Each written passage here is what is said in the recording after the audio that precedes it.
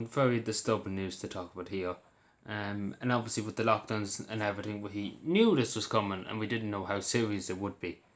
Um, for our children, for example, because there's a huge effect on children, as we can, what I'm going to talk about here now. 100,000, yes, you heard me, 100,000 children are waiting for hospital treatment. Um, and with 40,000 of them are waiting more than a year. And obviously the lockdown, and I'm sure, and again, people disagree with me, saying it was already a problem before the lockdown. The HSE was already falling to pieces. Um, and I agree with you. I do agree with you on that part. But obviously, as it says, 40,000 here have been probably added last year alone, to the waiting lists for children. For different things. Um, and it was a shock. And again, we're a first world country supposed to be, and developed country. And we can't even take care of our children. We can't even take care of elderly people. It is really a failed state. And obviously, and again, I keep saying that there's other facts to the lockdown. Whatever we're trying to prevent people from dying from COVID or whatever. Um, you have to look at this other option too. Because you have to look at the other side of the story. And that is the loads of people who suffer with illnesses. Like some of these children could be simple things. It could be something to do with a finger. Could be something to do with a mouth, eye. These appointments. Maybe God forbid it's a life-threatening operation that some children need to have. And they won't do it because COVID restrictions and things like that.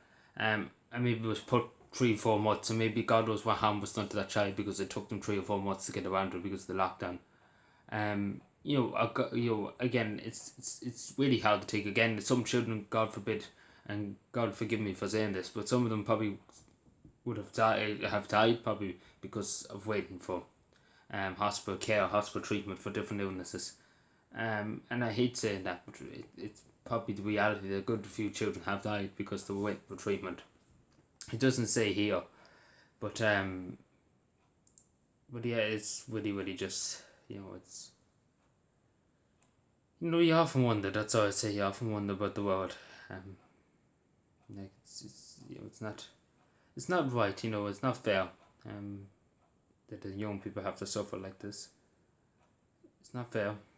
Again, life is the thing that never. I don't think I ever understand how so many innocent children get to suffer in this way. But and we wonder why we pay our taxes, and that's something I often wonder.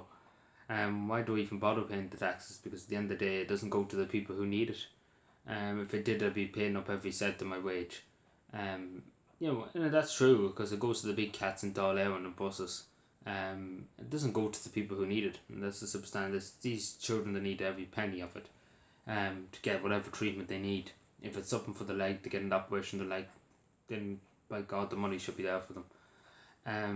But again, it's just, and again, they say they have the money for Simon Coveney's car. I could literally go on about these government expenditures. They can give county councillors in Cavan 200,000 this year. And again, you might say that's only a small amount. That would help. That probably would have helped a few children here lower the waiting list down by easily 30,000 at most. 30,000 at most. All that money. But again, it's gone to the politicians. Very selfish. From the politicians. But it doesn't look like it's going to change. But again, the lockdowns really have, again, it probably would have reduced. It probably be 95,000, even though you might be saying that's still bad. That is still bad. But it wouldn't be as bad as this. And that's probably counting. As we speak now, there's probably more children being added on every day. Because, doctors still won't see majority of the patients, for example. I know one mum that's been trying to get into see her doctor for the last 2 months. She only says a small thing wrong with her shoulder, a stiff shoulder, and she just wants to know why. Trying to get the doctor to have a look at it and see what's the problem. Is it a bone? Is it a bone out of place? Whatever. But she's waiting 2 months and she's pain with it. I just told her, they wouldn't let her go into accident emergency or anything like that. We're told, unless you're COVID case or whatever, COVID, whatever, everything to do with COVID, that's all they care about. Then stay away from the hospital, more or less, what was told her.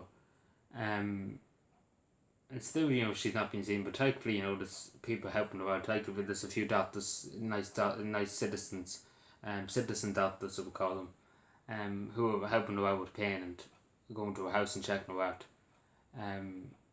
So it's just good that we have them people at the same time too.